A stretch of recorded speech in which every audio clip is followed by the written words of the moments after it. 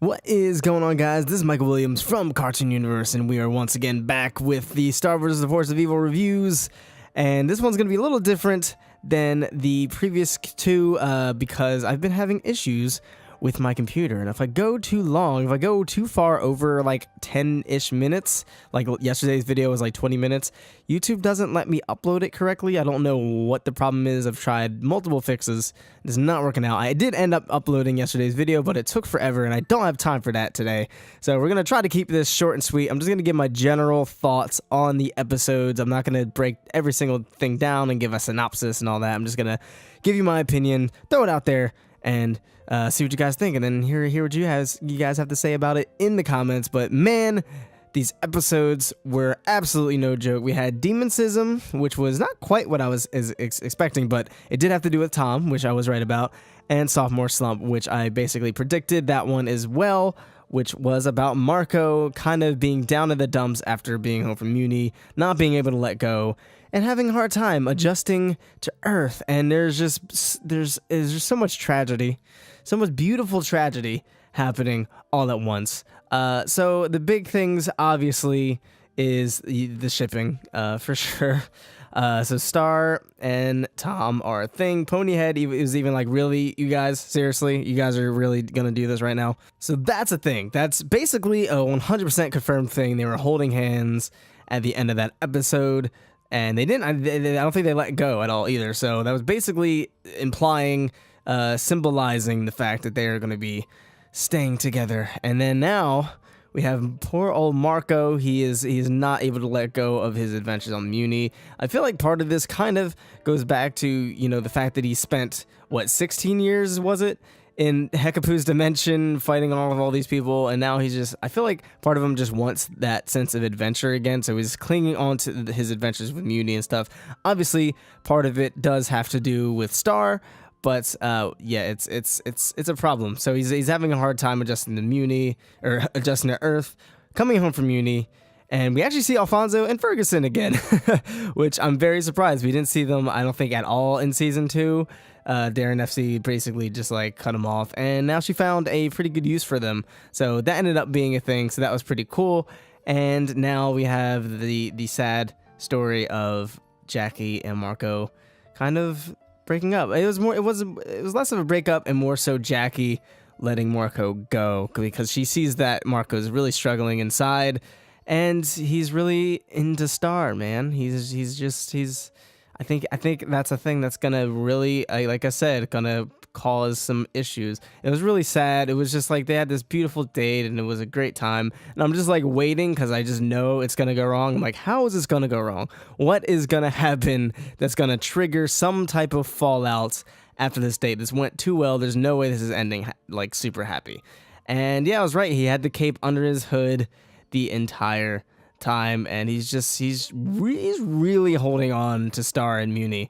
So Jackie said, you know what, this is not healthy for either of us, let's just end this. And it was just really sad to see. It was really sad to see her go. And again, this is exactly what I thought would happen, because Jackie's a really cool person. I didn't see this happening in a way that was like, you know, they had a fight, or Jackie did something really messed up, or Marco did something really messed up. It's just more so, you know what, Marco's not in a good space right now. This is not good for the relationship. Let's just end it. You know, it's all good. It's gooch. You know, we'll just end it and just stay awesome. That's basically what did she say? I think she said stay amazing or something like that. It was just like, oh man, the feels right now. So now we have Marco going to Muni, and he just transferred there, interdimensional transfer student, because I guess Earth is doing that now for however reason. And now he's in Muni. And we leave off with him in Muni, and I don't think he ever discussed this with Star, or River, or Moon, or anybody like that. So basically, Marco is going to walk right into Star being with Tom now. Marco's going to realize his feelings for Star, and now that's going to make even more problems. And Marco and Tom's recent friendship is probably going to start crumbling because of it in some way, shape, or form. And it's going to cause this entire rift, and this is what I really love about Star.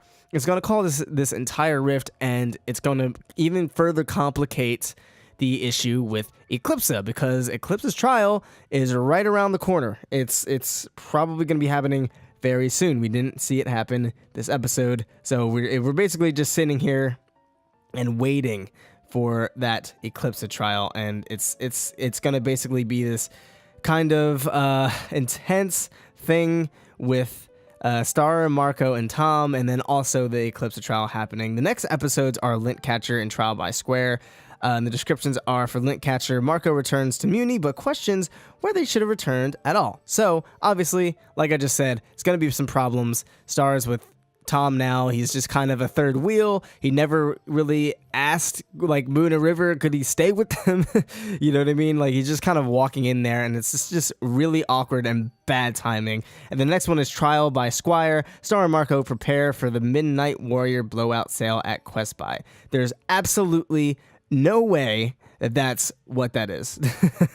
There's no way that's all that episode is. That has to do with Eclipsa, I would assume, unless it's just a complete misdirection. I'd be very surprised if they just were like, you know what, nah, it's all good. So we'll probably be getting Eclipsa in some way, shape, or form next episode. I'd be surprised if we didn't, and Marco's gonna show up and it's gonna cause a lot of problems. And this is what I really love about Star, is that they have their like love interest side plots interweaved with the actual plot. It actually has something to do with the overarching bigger picture of the story, and I really appreciate that. Even last season with Marco dating Jackie and Star getting jealous over it, it actually had long-term effects on Star as a character and moving her forward with Ludo and Toffee and all that stuff, and how the battle for Muni went down. Like all of this completely accumulated together into something that was really great, and I think that makes these side plots all the more interesting, especially for people who might not really care too much for romantic side plots or anything like that. They might just want to get straight to the action.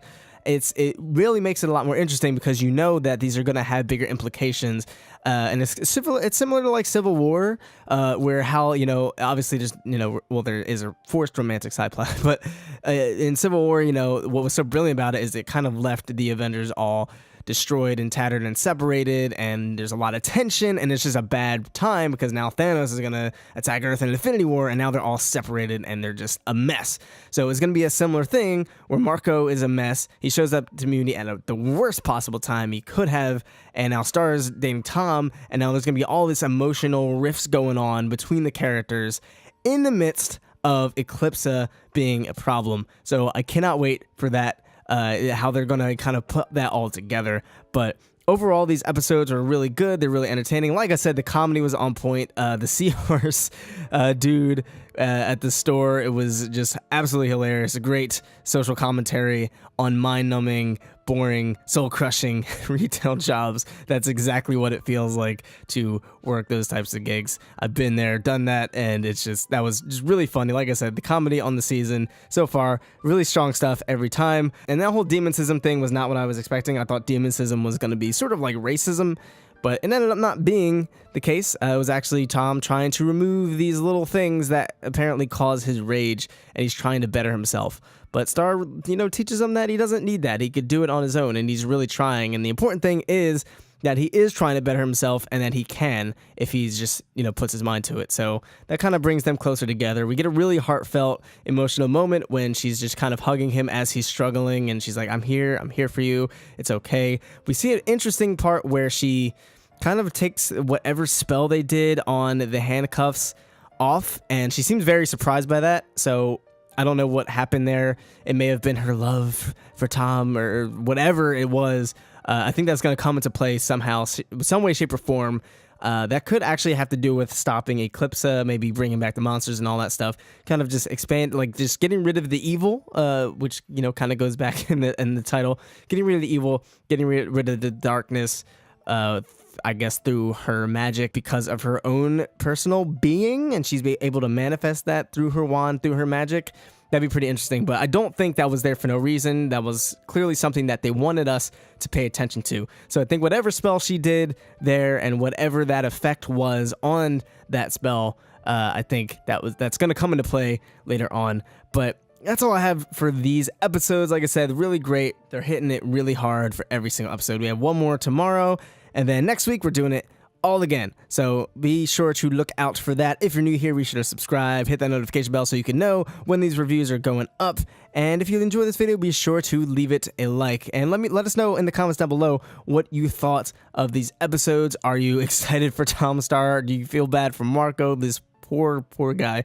Let us know how you think everything's going to go down with these three characters in the comments down below. Thank you guys so much for tuning in. I've been Michael Williams. You've been watching Cartoon Universe, and we'll see you in the next video. Peace.